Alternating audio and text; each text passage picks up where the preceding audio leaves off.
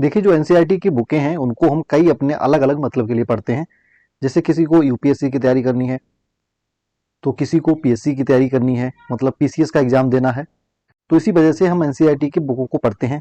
देखिए, ये जो बुक है ये पॉलिटी की बुक है और 6 क्लास की बुक है, जिसमें सामाजिक एवं राजनीतिक जीवन फर्स्ट के बारे में हम जानेंगे। देखिए, आगे बढ़ते हैं इसमें, और एक एक जो इसका चैप्टर है उसमें जो इंपॉर्टेंट चीजें हैं जो एग्जाम में पूछी जा सकती हैं, वही चीजें हम समझने की केवल कोशिश करेंगे, उसके अलावा कुछ भी नहीं पढ़ेंगे। आप अगर देखना चाहें तो उसके चैप्टर देख सकते हैं। इसमें पहला चैप्टर है विविधता की समझ, दूसरा है विविधता एवं भेदभाव, तीसरा है सरकार क्या है, चौथा है लोकतांत्रिक सरकार के मुख्य तत्व, पांचवा है पंचायती राज, छठा है गांव का प्रशासन, सातवां है नगर का प्रशासन। इसके बाद हम स्टार्ट करते हैं विविधता, डाइवर्सिटी। विविधता क्या होती है इसको चलिए समझते हैं। यहाँ पर आप देख रहे होंगे भारत में विविधता।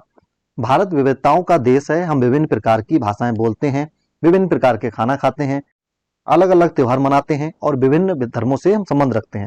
जैसे कोई हिंदू है तो कोई मुस्लिम है, कोई सिख है तो कोई ईसाई है, कोई बौद्ध है। तो इस प्रकार से हम अलग अलग तरीके से अपने रहन सहन, अपने खान पान, अपने पहनावे रखते हैं। तो इसलिए विविधता को आप ऐसे समझ सकते हैं कि किसी एक जगह पर बहुत से प्रकार के लोगों का रहना, बहुत से लोगों के अलग अलग काम, ये विविधता के ही उदाहरण होते हैं। इसमें लद्दाख के बारे में बताया गया है कि लद्दाख जो है वह जम्मू और कश्मीर के पूर्व में जो पहाड़ियां हैं वहां पर बसा हुआ एक रेगिस्तान का इलाका है। यहाँ पर बहुत ही कम खेती संभव है, क्योंकि यहाँ पर पहाड़ी इलाका है, रेगिस्तान है और बर्फ वगैरह गिरती रहती है। तो इसलिए यहाँ पर मतलब खेती संभव नहीं होती है, क्योंकि इस क्षेत्र में बारिश बिल्कुल नहीं होती है और ये इलाका हर समय बर्फ से ढका रहता है। इस क्षेत्र में बहुत ही कम पेड़ उगते हैं और पीने के लिए जो पानी की जरूरत पड़ती है तो फिर जो गर्मी के महीने में बर्फ पिघल जाती है उसी के ऊपर निर्भर रहते हैं। यहाँ के लोग एक खास किस्म की बकरी पालते हैं, जिससे उनको पश्मीना ऊन मिलता है। और ये पश्मीना जो ऊन है ये जम्मू कश्मीर में मिलता है, इसकी बहुत ज़्यादा वैल्यू होती है, इसकी कई तरीके के शॉल बनाई जाती हैं। इसमें यह भी बताया गया कि लद्दाख के रास्ते से ही बौद्ध धर्म तिब्बत में पहुंचा था। मतलब ये है कि बौद्ध धर्म पहले हमारे यहाँ था और इसी के रास्ते से लोगों का आना जाना हुआ, जिसकी वजह से तिब्बत जो चीन का इलाका लगभग होता है और उसी में बौद्ध धर्म का प्रसार हुआ। इसके बाद तिब्बत का एक ग्रंथ है केसर सागा, तिब्बत का एक मतलब महत्वपूर्ण ग्रंथ है जिसको कहते हैं केसर सागा, लद्दाख में भी काफी प्रचलित है। मतलब यहाँ पर भी लोग उसको मानते हैं, पढ़ते हैं, समझते हैं। और लद्दाख में मुसलमान बौद्ध दोनों ही धर्म के लोग इस गीत को गाते हैं। इसके बाद इसमें बताया गया केरल के बारे में। ये आप केरल का एक मछली पालन की जगह देख रहे हैं, ये मछली पालन की जगह है। केरल भारत के दक्षिण पश्चिम कोने में बसा हुआ राज्य है। आप मैप को खोल के बैठे, अगर आपको ये समझना हो कि केरल कहाँ पर है, आप इंडिया के मैप को खोल लें। बताया गया है कि एक तरफ से एक समुद्र से घिरा हुआ है, दूसरी तरफ इसमें पहाड़ियां हैं। इन पहाड़ियों पर विविध प्रकार के मसाले जैसे काली मिर्च, लौंग, इलायची आदि उगाए जाते हैं।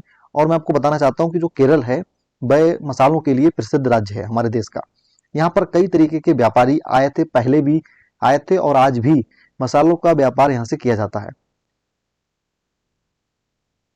सबसे पहले अरबी, ये दूसरा वाला है, सबसे पहले अरबी एवं यहूदी व्यापारी केरल आए थे। ऐसा माना जाता है कि ईसा मसीह के धर्मदूत संत थॉमस, मतलब आप ऐसा समझ सकते हैं कि जो ईसा मसीह के धर्मदूत थे उनका नाम था संत थॉमस। ये है संत थॉमस, लगभग 2000 साल पहले यहाँ पर आए थे और भारत में ईसाई धर्म लाने का श्रेय उन्हें ही दिया जाता है। मतलब ऐसा माना जाता है कि उनके आने से ही भारत में ईसाई धर्म आया। और यहाँ पर बताया गया है कि इब्न बतूता जो एक विदेशी यात्री था, भारत में आया था और भारत में आने के बाद इसने भारत के रहन सहन के बारे में अपनी जो पुस्तक है उसमें लिखा, उसमें विवरण लिखा और ये भी कहा कि यहाँ पर मुस्लिम समुदाय की बहुत बड़ी इज्जत थी। इसके बाद हम समझते हैं कि वास्को डी गामा जो पानी के जहाज से यहाँ पहुंचा था और उसके यहाँ पर आने से ही पुर्तगालियों ने यूरोप से भारत तक का समुद्री रास्ता खोजा। जैसे कि कभी कभी कहा जाता है कि भारत की खोज किसने की, इंडिया की खोज किसने की, तो ये वास्को डी गामा ने की थी। क्योंकि इसका मतलब केवल ये है, ऐसा नहीं है कि जैसे कि भारत पहले था नहीं या कुछ और था। इसका केवल मतलब ये है कि जो यूरोपीय लोग हैं उनको पता नहीं था कि भारत का रास्ता क्या है, भारत कहाँ पर बसा हुआ है, ऐसी कुछ जानकारी नहीं थी।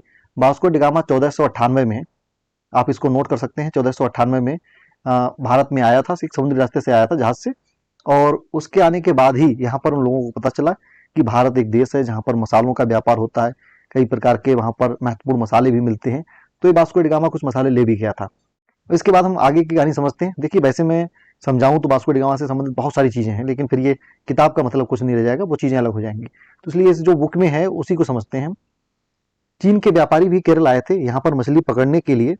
ये है यहाँ पर मछली पकड़ने के लिए जो जाल इस्तेमाल किया जाता है वे चीनी जालों से हूबहू मिलते हैं, मतलब चीनी जालों जैसे ही हैं।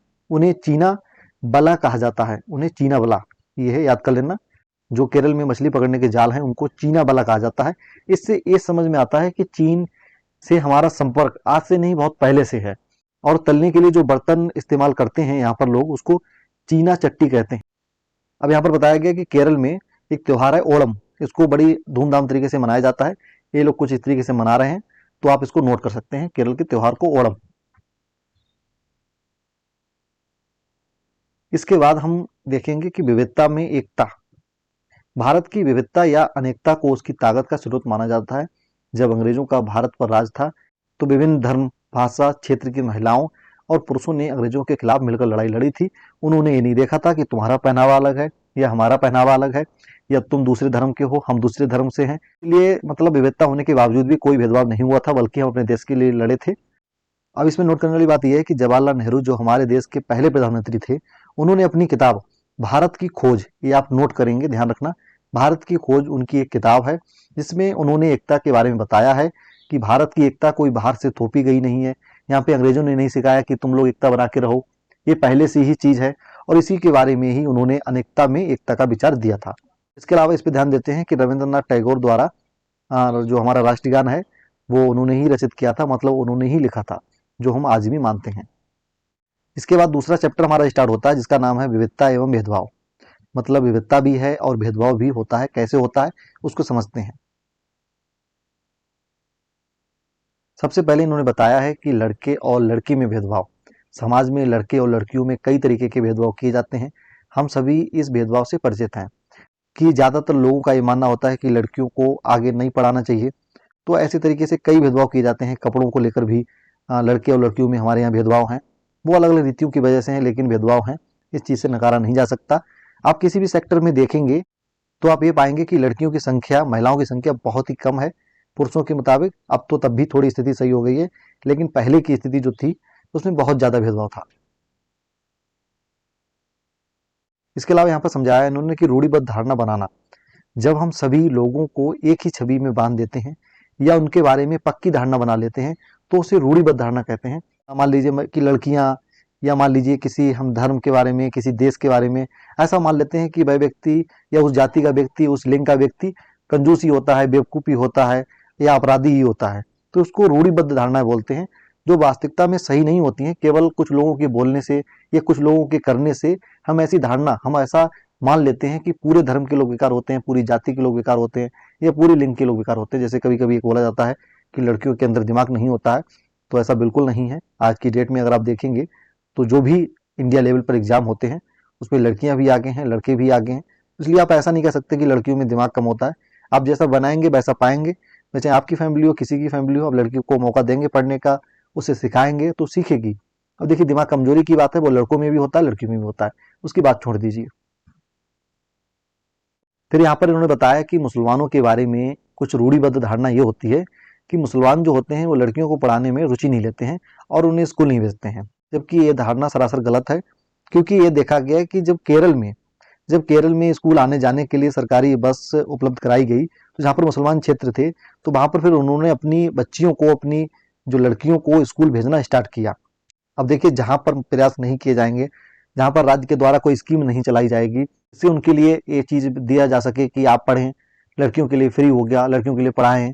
क्योंकि देखिए, अमेरिका जो यूएसए देश है और जो यूके है, जो मतलब इंग्लैंड देश है, जो अमेरिका देश है, इसमें क्या है कि लड़का और लड़की दोनों देश के लिए कर रहे होते हैं। जबकि हमारे यहाँ क्या है कि एक वर्ग, मतलब एक लिंग को, जैसे कि महिला को ज़्यादातर काम जो दिए जाते हैं वो घरेलू काम दिए जाते हैं, और यहाँ पर जो पुरुष है वो बाहरी काम करता है। जबकि वहाँ पर वो काम दोनों करते हैं या फिर किसी और व्यक्ति को लगाते हैं, लेकिन जो अपनी मतलब घर में जो पैसा आता है उसमें दोनों का योगदान होता है। तो इसी वजह से अमेरिका और इंग्लैंड के देश आगे हैं, क्योंकि उनमें स्वाभाविक सी बात है, किसी घर में अगर 10 लोग हों और ऐसे 2 घर हों जिसमें 10-10 लोग रहते हों, और एक घर में वहाँ पर 5 लोग कमाने वाले हों और एक घर में 10 के 10 लोग कमाने वाले हों, तो आर्थिक रूप से वही आगे रहेगा। अगर सेम सैलरी मिलती है सबको, तो फिर आर्थिक रूप से मतलब पैसों में दूसरा वाला ज़्यादा आगे रहेगा जिसमें 10 के 10 कमाने वाले हैं। इसमें ये भी कहा गया है कि असमानता और भेदभाव के बारे में, कि कई बार ये देखा गया है कि लोग जो मतलब दूसरी जाति से होते हैं उनके साथ छुआछूत करते हैं, कि इनको छूना भी गलत है, इनको अगर हम छू लेंगे तो हम पाप के भागी होंगे या हमारा धर्म नष्ट हो जाएगा। ऐसा कुछ भी नहीं है, और इसके खिलाफ सरकार ने बहुत सारे प्रयास किए इस चीज़ को ख़त्म किया। क्योंकि वैसे तो देखिए आपको लगेगा कि ये सही तो है, हम अगर उच्च जाति के हैं तो फिर नीची जाति के लोग हैं, उनको तो बनाया ही ऐसा है सहने के लिए। लेकिन खुद सोचिए, जब आप एक ऐसी जाति में हो जिनको छुआछूत माना जाता हो, लेकिन आप अपने अंदर वो सारी चीज़ें रखते हो कि आपके अंदर भी देश के लिए प्यार हो, आप भी लोगों की मदद करते हो, आप भी पढ़े लिखे हो, आप भी लोगों का अच्छा मतलब आदर करते हो, सम्मान देते हैं, फिर भी आपको ऐसी निगाह से देखा जाए कि बताइए किस जाति का लड़का है, लड़की है, तो फिर अच्छा नहीं लगेगा आपको। तो इसीलिए हमारे विद्वानों ने इस चीज़ को रोका है, कई सारे प्रयास किए हैं जिनको हम अलग अलग बुकों में समझेंगे।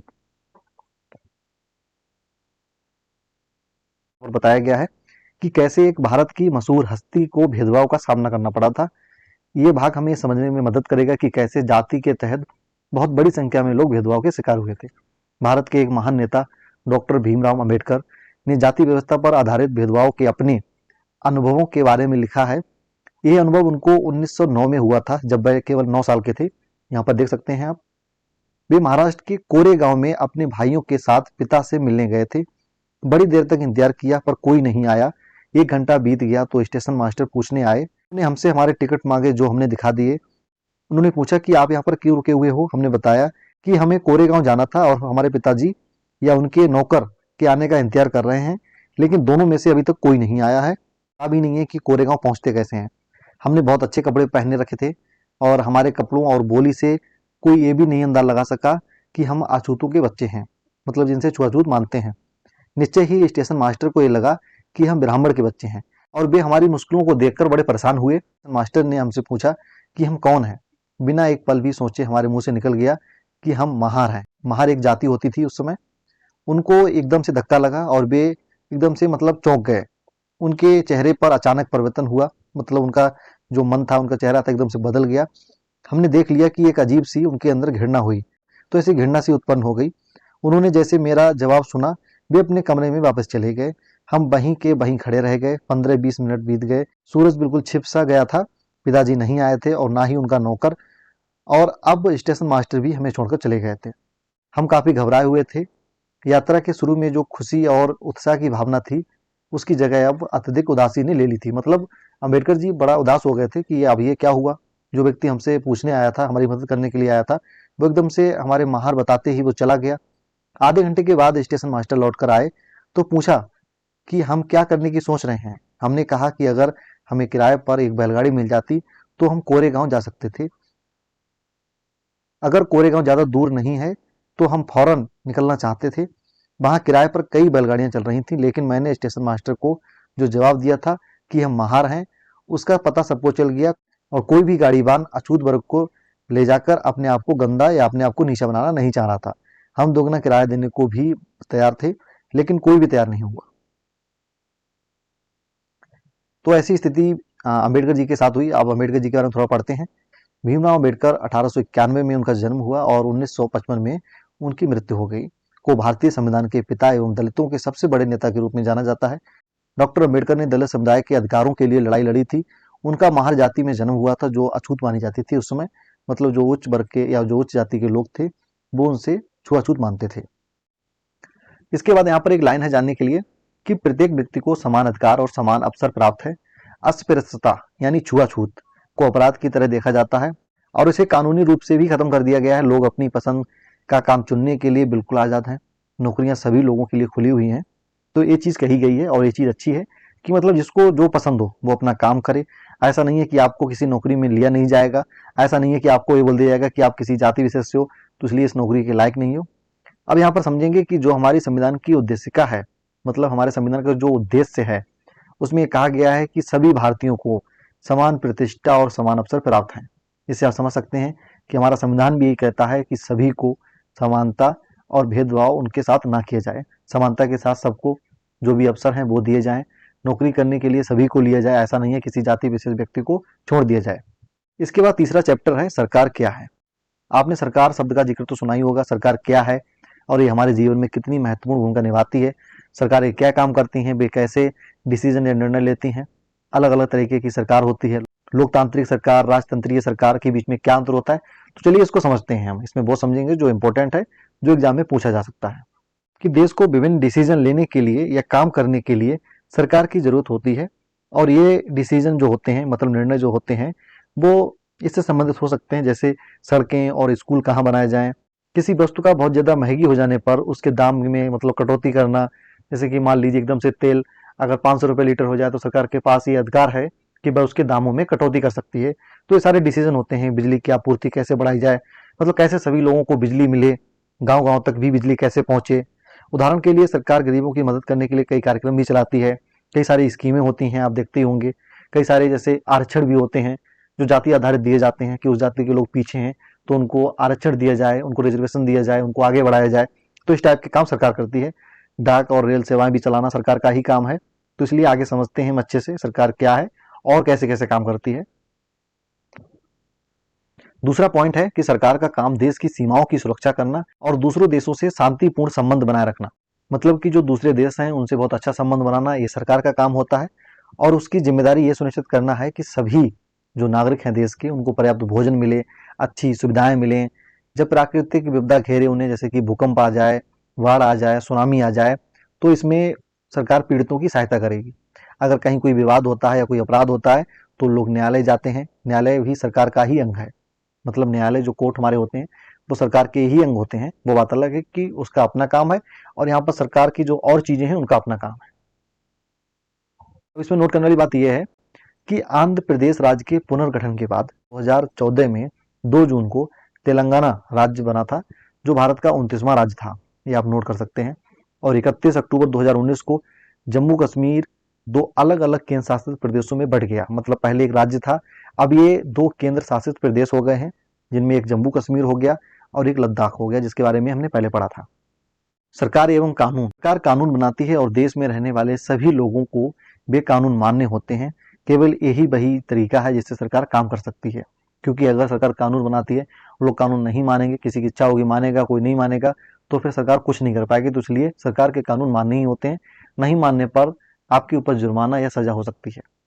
जैसे सरकार के पास ये ताकत होती है कि वह कानून बना सके, वैसे ही उस कानून को मनवाने की भी ताकत होती है। उदाहरण के लिए कानून है कि गाड़ी चलाने वाले के पास लाइसेंस होना चाहिए, और अगर आप बिना लाइसेंस के गाड़ी लिए घूम रहे हैं फर्राटे से, तो फिर उसके लिए आपको चालान भरना भी पड़ सकता है।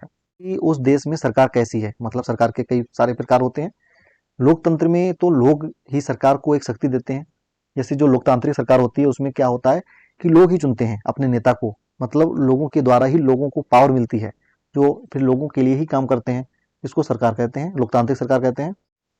फिर यह बताया गया कि लोकतंत्र में जो सरकार है वह कोई भी काम करती है, कोई भी कदम उठाती है तो उसके आधार के बारे में बताना होता है। उसमें कुछ गलतियां हो जाती हैं तो उसकी सफाई भी देनी पड़ती है। ऐसा भी नहीं है कि कोई कानून बना दिया तो आप पब्लिक को कुछ नहीं बताएंगे, पब्लिक के बारे में नहीं सोचेंगे, पब्लिक से कुछ उम्मीद नहीं करेंगे या पब्लिक से कुछ चीज़ें नहीं पूछेंगे, तो ऐसा नहीं है। आपको अपनी सफाई भी देनी होगी, पब्लिक चाहेगी, पब्लिक को बताना भी होगा कि ये काम आप क्यों कर रहे हैं, इसके बारे में बताना जरूरी होता है। और ऐसे ही लोकतांत्रिक सरकार के तत्व होते हैं। आगे हम समझते हैं और अच्छे से। दूसरी तरफ होती है कि जो राजतंत्रीय सरकार बोलते हैं, इसमें राजा या रानी के पास डिसीजन लेने की, निर्णय लेने की अधिकार होते हैं। इसमें राजा या रानी के पास सरकार चलाने की शक्ति होती है। राजा के पास सलाहकारों का एक छोटा सा समूह होता है, जिसमें वह विभिन्न मुद्दों पर चर्चा कर सकता है। अंतिम निर्णय लेने की शक्ति राजा के पास ही रहती है। तो यहाँ पर क्या, राजा के पास सफाई देने की जरूरत नहीं है। राजा किसी नहीं बताएगा कि हमने क्यों किया, कैसे किया। राजा को जो समझ में आएगा करेगा, ना किसी को बताना है ना कुछ मानना है। तो ये भी बताया गया कि ऐसा नहीं सरकार कुछ भी करेगी। जो लोकतांत्रिक सरकार है उसमें अगर कुछ किया जाता है तो आप उसके खिलाफ जा सकते हैं, आप उसके खिलाफ न्यायालय जा सकते हैं। अगर सरकार आपको रोक देती है कि आप इस जाति के हैं तो हम आपको नहीं लेंगे, तो इसलिए आप सरकार के खिलाफ न्यायालय कोर्ट में जा सकते हैं, वहां पर मुकदमा दायर कर सकते हैं। और फिर वहां पर सरकार को जवाब भी देना होगा कि वो ऐसा आपके साथ क्यों कर रही है या आगे से नहीं करेगी। इसके बाद इसमें समझते हैं लोकतांत्रिक सरकार, डेमोक्रेटिक गवर्नमेंट्स। भारत एक लोकतंत्र है और इस लोकतांत्रिक व्यवस्था को पाने के लिए हमने एक लंबी लड़ाई लड़ी है। संसार में और भी ऐसे देश हैं जहां पर लोकतंत्र लाने के लिए संघर्ष किए गए थे। लोकतंत्र की मुख्य बात यह होती है कि यहाँ पर अपना नेता चुनने की शक्ति होती है। हम किसको नेता के रूप में चाहते हैं ये हमारे पास अधिकार होता है और हम उसी को वोट देंगे। लोकतंत्र के मूल विचार ये होता है कि लोग नियमों को बनाने में भागीदार बनकर खुद ही शासन करते हैं। आज के समय में लोकतांत्रिक सरकार को प्रायः प्रतिनिधि लोकतंत्र कहते हैं। और प्रतिनिधि लोकतंत्र में लोग सीधे तो भाग नहीं लेते हैं, बल्कि चुनाव की प्रक्रिया से अपने एक प्रतिनिधि को चुन देते हैं और यही प्रतिनिधि मिलकर सारी जनता के लिए निर्णय लेते हैं, जैसे कि एमएलए हैं या सांसद हैं। कोई भी लोकतांत्रिक सरकार तभी है जबकि जनता को वोट डालने की शक्ति होती है या उनके पास ये अधिकार होता है, तभी लोकतांत्रिक सरकार को कहा जा सकता है। बात करते हैं लोकतांत्रिक सरकार के मुख्य तत्व। सबसे पहला जो तत्व होता है वो होता है भागीदारी। मतलब लोकतांत्रिक सरकार के जो तत्व के बारे में हम बात कर रहे हैं, तो पहला तत्व है भागीदारी। मतलब भागीदारी कैसे होती है समझते हैं। अब यहाँ पर कहा गया कि चुनाव में वोट देकर वे अपने प्रतिनिधि चुनते हैं और ये प्रतिनिधि ही लोगों की तरफ से निर्णय लेते हैं। ये मानकर चला जाता है कि प्रतिनिधि निर्णय लेने के वक्त लोगों की जरूरतों को और मांगों को ध्यान में रखेंगे। मतलब कोई भी प्रतिनिधि, जैसे कि हमने किसी विधायक को चुना है अपने क्षेत्र से, तो ये उम्मीद की जाती है कि वह विधायक कोई भी निर्णय सरकार जो लेगी, मतलब कोई भी डिसीजन या कोई भी पॉलिसी बनाएगी सरकार, तो वहां पर ये बताएगा कि हमारे क्षेत्र में क्या क्या समस्याएं हैं, हमारे लोगों की मांग क्या क्या है। तो ऐसी उम्मीद की जाती है और ऐसा माना भी जाता है। वो बात अलग है, वोट लेने के बाद ये लोग भूल जाएं, वो चीज अलग है। लेकिन फिर दूसरा हमारा तरीका ये होता है कि अगर मान लीजिए कोई विधायक हमारी मांगों को, हमारी समस्याओं को भूल गया है, तो हम फिर आने वाले चुनाव में उसको वोट नहीं देते हैं। सभी सरकारों को एक निश्चित समय के लिए चुना जाता है। भारत में ये अवधि 5 वर्ष की होती है। एक बार चुने जाने के बाद सरकार 5 वर्ष तक सत्ता में रहती है। सरकार को फिर से सत्ता में बने रहना तभी संभव होगा जब वह दोबारा से लोगों के द्वारा चुनी जाए। चुनाव का समय लोगों के लिए वह घड़ी होती है जब वे लोग लोकतंत्र में अपनी ताकत को महसूस करते हैं कि हाँ, हमारे ही वोट देने से कोई व्यक्ति विधायक बन जाएगा, कोई सांसद बन जाएगा, सांसद बन के प्रधानमंत्री बन जाएगा या विधायक बन के मुख्यमंत्री बन जाएगा। तो ये लोगों के पास ही पावर होती है। हाँ, ये चीज जरूर है कि प्रधानमंत्री जनता के द्वारा नहीं चुने जाते हैं हमारे यहाँ पर, और ना ही हम मुख्यमंत्री को चुनते हैं। हम विधायक को चुनते हैं और सांसद को चुनते हैं। ये लोग जाकर फिर मुख्यमंत्री या प्रधानमंत्री का चुनाव करते हैं। अब यहाँ पर आपको क्या लगता है कि मतलब जो पीएम हमारे होते हैं और जो हमारे सीएम होते हैं, इनको चुनने के लिए भी ये पावर जनता के पास होनी चाहिए या नहीं होनी चाहिए? आप जरूर बताना। अब दूसरा तत्व तो है लोकतांत्रिक सरकार का कि विवादों का समाधान। अगर कहीं पर भी कोई विवाद होता है तो उसका समाधान करना सरकार की जिम्मेदारी होती है। जैसे कि मान लीजिए एक समय कर्नाटक और तमिलनाडु के बीच एक नदी के पानी को लेकर विवाद चल रहा था, तो यहाँ पर सरकार की जिम्मेदारी थी कि वह ऐसे विवाद को खत्म करे। तो इसलिए मतलब वो जब भी लोग जुलूस करते हैं या कोई पत्थर फेंकते हैं या किसी के जुलूस पर पत्थर फेंके जाते हैं, तो फिर वहां पर पुलिस भूमिका निभाती है जिससे किसी के अधिकार छीने ना जा सके। अगर किसी को अधिकार है पढ़ने का तो उसको पढ़ने दिया जाए, ऐसा नहीं हो कि किसी के द्वारा उसको पढ़ने ना दिया जाए। तीसरा तत्व है समानता और न्याय। लोकतांत्रिक सरकार के मुख्य विचारों में से एक है। जैसे कि आपके खिलाफ किसी ने कुछ गलत किया है तो फिर आपको न्याय मिलना चाहिए। समानता का अर्थ ऐसे समझ सकते हैं कि जैसे कि मान लीजिए अगर सरकारी नौकरी निकली है तो फिर वहां पर दूसरे कैंडिडेट को भी बुलाया जा रहा है तो आपको भी बुलाया जाए। ऐसा नहीं है कि आपको रोक दिया जाए कि आप दूसरी जाति से हैं, दूसरे धर्म से हैं, ऐसा ना हो। वो बात अलग है। जो आरक्षण मिलता है, देखिए उसकी कहानी कुछ अलग होती है। आरक्षण इसलिए दिया जाता है क्योंकि मानना ये होता है कि जो लोग पिछड़े हुए हैं, जो लोगों की भागीदारी नहीं है, मतलब जो लोग सरकारी नौकरी में नहीं है, उनको आगे कैसे बढ़ाया जाए। तो ऐसी है कि उनके लिए सीटें निश्चित कर दी जाए कि इतनी सीटों पर उस वर्ग या उस जाति से हम लोग लेंगे ही लेंगे। तो इसलिए आरक्षण दिया जाता है, वो चीज़ अलग है, उसको बाद में समझेंगे हम। और अस्पृश्यता मतलब छुआछूत जो होती है, अनटचबिलिटी होती है, उसको भी दूर किया गया। ये पहले बहुत ज़्यादा विद्यमान थी, इसको अब तो बिल्कुल ख़त्म ही कर दिया गया है।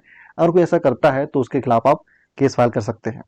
जैसे कि लड़कियों के लिए भी सरकार ने ये काम किया है कि उनकी फीस खत्म कर दी या उनकी फीस बहुत कम कर दी, जिससे लड़कियां भी आगे पढ़ें। तो ऐसे भी काम सरकार के द्वारा किए जाते हैं समय समय पर, ये देखते हुए कि किस जाति के लोग, किस धर्म के लोग, किस वर्ग के लोग आगे नहीं बढ़ रहे हैं, तो उनके लिए कुछ प्रावधान किए जाते हैं स्पेशल, जो लोगों के हित में होते हैं। हमारा 5वां चैप्टर है पंचायती राज।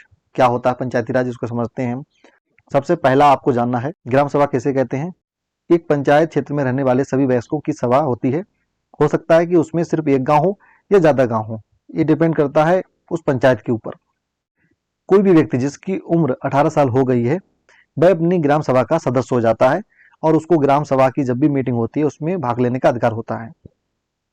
इसके बाद हम समझते हैं कि ग्राम पंचायत जो होता है वह कई वार्डों में, छोटे छोटे क्षेत्रों में बटा हुआ होता है। जैसे कि मान लीजिए ग्राम पंचायत है, जैसे कि एक ए ग्राम पंचायत है, अब इसको कई वार्डों में बांट दिया गया। ये एक फैला हुआ मतलब एक ग्राम पंचायत है, तो उसको 4 वार्ड, 5 वार्ड, 10 वार्ड, 20 वार्ड, इसकी जनसंख्या के हिसाब से बांट दिया गया। अब ये क्यों बांटा जाता है ये आपको समझ में आ जाएगा अभी। और इसमें प्रत्येक वार्ड एक अपना प्रतिनिधि चुनता है। जैसे कि यहाँ पर एक है, यहाँ पर दूसरा है, यहाँ पर तीसरा है, यहाँ पर चौथा है।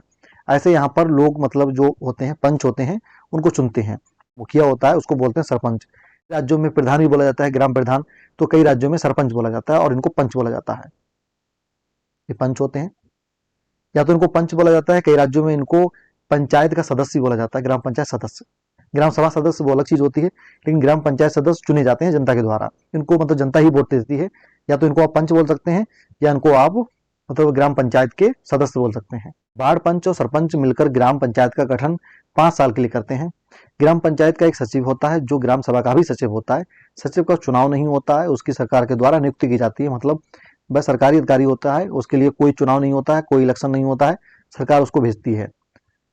और उसका काम होता है ग्राम सभा एवं ग्राम पंचायत की बैठक बुलाना, जो भी चर्चा निर्णय हुए हैं उनको रिकॉर्ड में रखना, क्या डिसीजन हुए हैं, कहाँ पर पैसा खर्च हो रहा है, ये सब काम होता है ग्राम पंचायत के सचिव का। आप इसको नोट कर सकते हैं, अच्छे से समझ सकते हैं। अब यहाँ पर कहा गया है कि ग्राम पंचायत पूरे गांव के हित में निष्पक्ष, मतलब बिना भेदभावपूर्ण रूप से काम कर सके, इसमें ग्राम सभा की महत्वपूर्ण भूमिका होती है। ग्राम सभा की बैठक में ग्राम पंचायत अपनी योजनाएं लोगों के सामने रखती है। फिलहाल इसमें कहा गया है, लेकिन ज़्यादातर देखा गया है कि ऐसा होता कुछ नहीं है। जो सरपंच के मन में आता है, जो प्रधान के मन में आता है, वो करता रहता है। वो कभी नहीं बताता लोगों को कि यहाँ पर हम ये करने जा रहे हैं, यहाँ पर ये करने जा रहे हैं। लेकिन नियम कानून में ऐसा है कि आप बाकायदे आप एक बैठक बुलाएंगे, उसमें सभी लोगों के सामने बताएंगे कि आप क्या क्या काम करने वाले हैं, और अगर ज़्यादा जनता उसका विरोध करती है तो वो आप काम ना करें, वो ज़्यादा बेहतर होगा। ग्राम सभा पंचायत को मनमाने ढंग से काम करने से रोक सकती है, और साथ ही पैसों का दुरुपयोग, मतलब गलत तरीके से पैसे कहीं पर ना लगाए जाएं। या ऐसा नहीं है कि 20 रुपए लगाए, 10 रुपए तुमने अपने पास रख लिए, केवल 10 ही रुपए का काम किया, ऐसा भी ना हो। इस पे भी कंट्रोल रखा जाना चाहिए, लेकिन हमारे यहाँ ये भी कंट्रोल नहीं रखा जाता है। इस तरह से ग्राम सभा चुने हुए प्रतिनिधियों पर नजर रखने और लोगों के प्रति उन्हें जिम्मेदार एवं जवाबदेह बनाने में बहुत ही महत्वपूर्ण भूमिका निभाती है। अब ग्राम पंचायत की नियमित रूप से बैठक होती है, ऐसा नहीं होता है कि रिकॉर्ड के लिए बैठक होती है। हकीकत में मतलब कई क्षेत्रों में देखा गया है ऐसा कि बैठक नहीं होती है।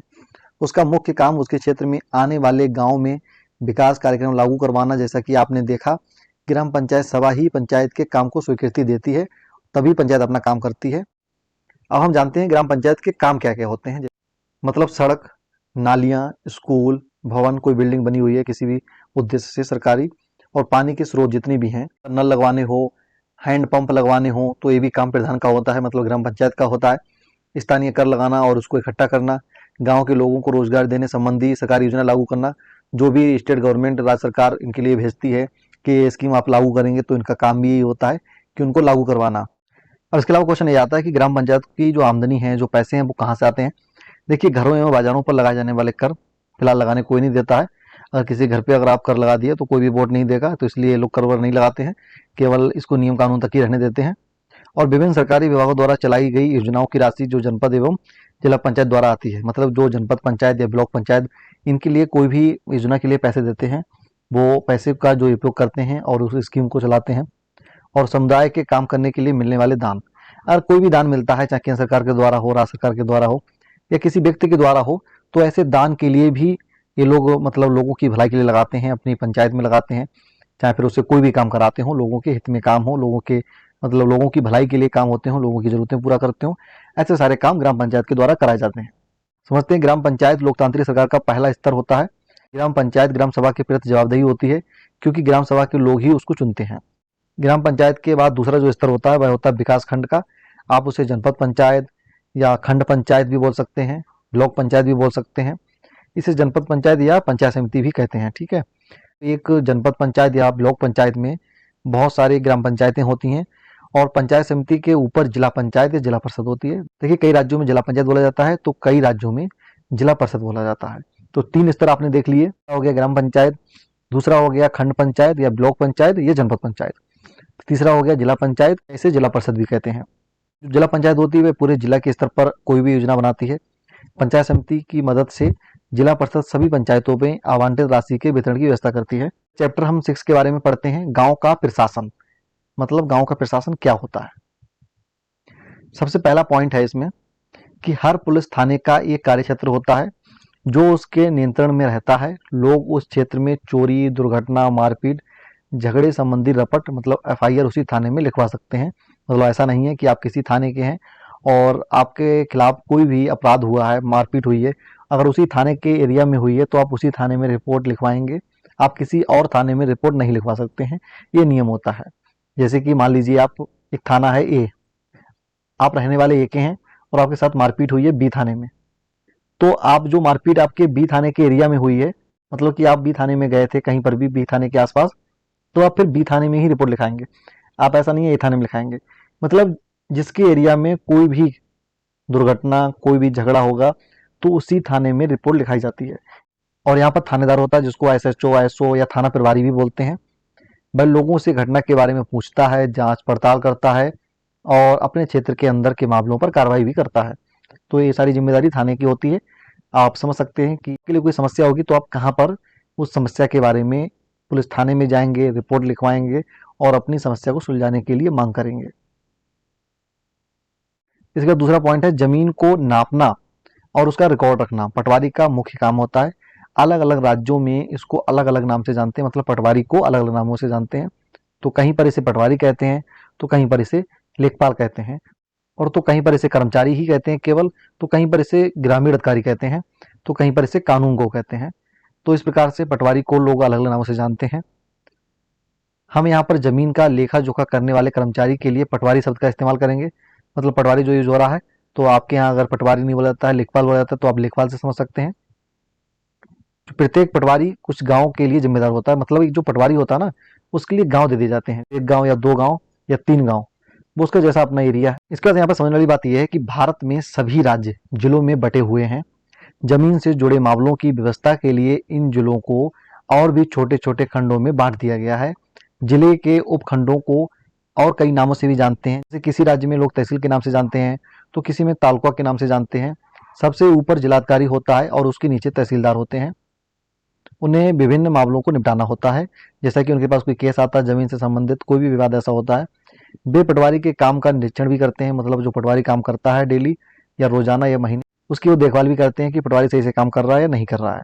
इसके अलावा जो तहसीलदार होते हैं, ये विद्यार्थियों को जरूरत पड़ने पर जाति प्रमाण पत्र भी जारी करते हैं। इसमें एक नए कानून के बारे में बताया गया है जो 2005 में हिंदू अधिनियम में जोड़ा गया था।